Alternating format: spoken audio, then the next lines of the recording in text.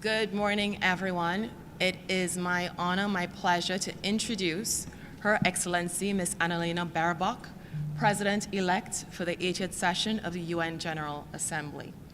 Ms. Baerbock will deliver some remarks, after which we will open the floor to a few questions. Excellency, you have the floor. Thank you and good afternoon. I'm grateful to the UN member states for entrusting me with the role as President of the UN General Assembly in its upcoming 80th session. I'm honored to take on this task in September and guide the work of the most representative body of the United Nations. The General Assembly is a place that gives an equal voice and vote to each member state, large and small.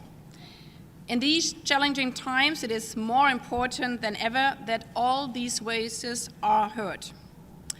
I commit to all 193 member states to serve as an honest broker and as a unifier. The basis of my work will be a trust-based dialogue that fosters mutual respect.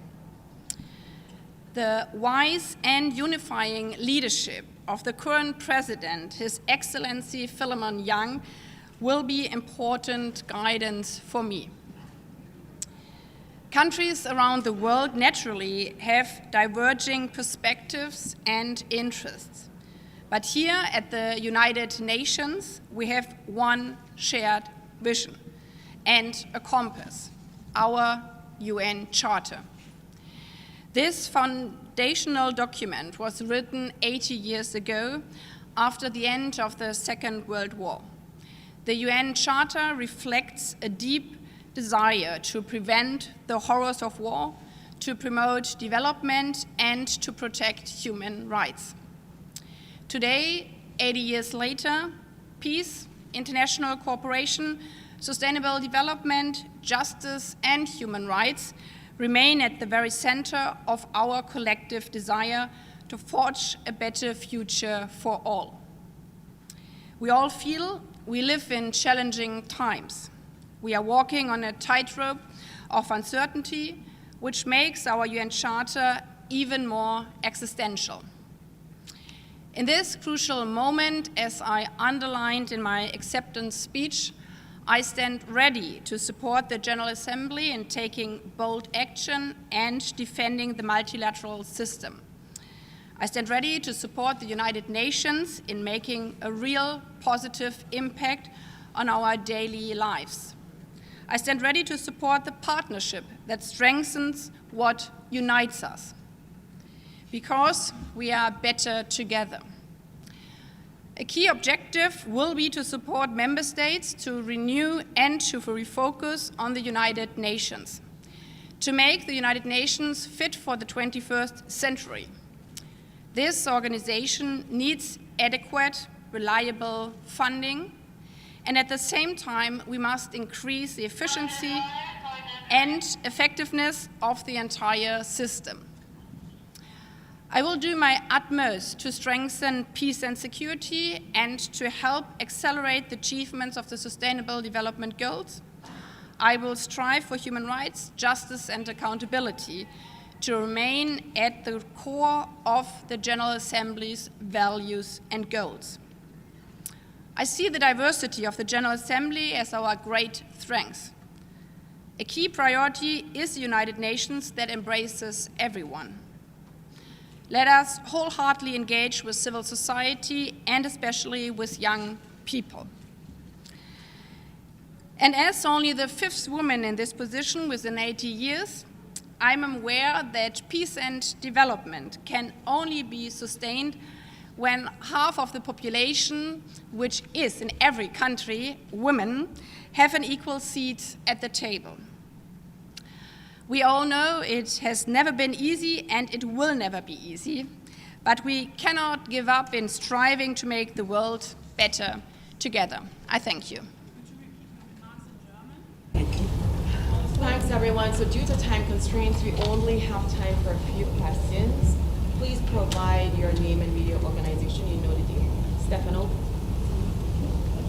Thank you, Madam President. Do you see your presidency as a potential launchpad for a candidacy as a next Secretary General, or at least as a next woman Secretary General?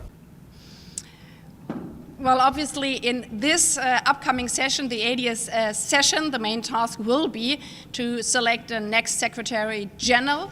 And there has a strong call been in the Pact for the Future to have it in a very transparent way, underlining that so far there hasn't been a woman at the Secretary General post, but we know the procedures in this process. We are currently at the revitalization process as well, which is giving guidance for the Secretary General process for the next upcoming session. So the role of the member states, the role of the General Assembly will be crucial, like in the past, and obviously working closely together with the Security Council with regard to the process. So I'm really looking forward in this challenging time to work together with all the member states in this endeavor. Desi, please give your media organization when you're asking the question. Thank you. Madam President-elect Xu with China Central Television. We know that one of the pillars here is actually security and peace.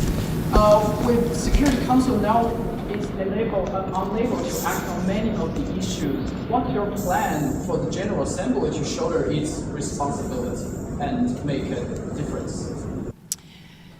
The General Assembly is the most international body, and it's the most legitimized body of the United Nations, and it has a special role in the international order also for peace and security. And I've heard many voices also in my hearings here underlining that in these times the General Assembly plays a crucial role for peace and security, and this is why I underlined also in my introduction and the acceptance speech that I will follow this call from member states to work closely with the Security Council and the Peace Building Commission also on peace and security.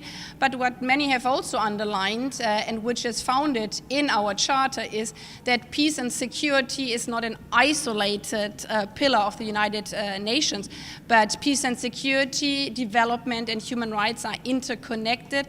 And we know from the last 80 years that sustainable peace is depending on sustainable development for countries. So this is how I see also the role for the General Assembly, and this is why it was important for me to underline the importance of the SDGs in the upcoming year, as it was also highlighted in the Pact for the Future. Thank you.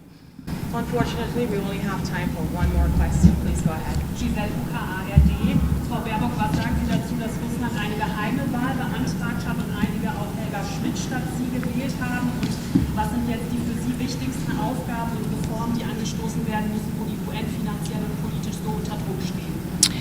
Maybe I will jump to the first part of the question to everybody with regard, and then I will continue it briefly. Hopefully everybody understands with my language background to German. So beginning to the question that there has been a vote. It's the right of each member state to call for a secret ballot. There have been examples before. I am grateful for the overwhelming majority of member states have voted in favor of my candidacy, and I'm looking forward to work with all member states together in these challenging times. And now maybe briefly in German with regard to the general term. Wir leben in stürmischen geopolitischen Zeiten. Umso wichtiger ist es, dass wir gemeinsam das multilaterale System der Vereinten Nationen im Zentrum bewahren und stärken.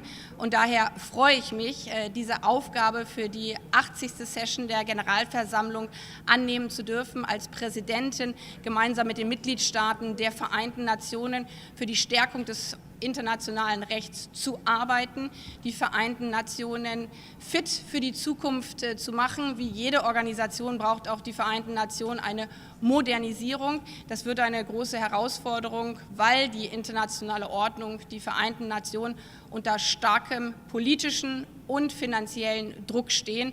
Und daher ist die Leitlinie meine Präsidentschaft Better Together. Wir sind stärker, wenn wir zusammenarbeiten, und das wird gerade bei schwierigen Fragen in diesen stürmischen Zeiten die Hauptverantwortung der nächsten Präsidentin sein, unterschiedliche Akteure zusammenzubringen. Dankeschön. Excellency, we have come Thank to you. the end. Thank you. Everyone for attending.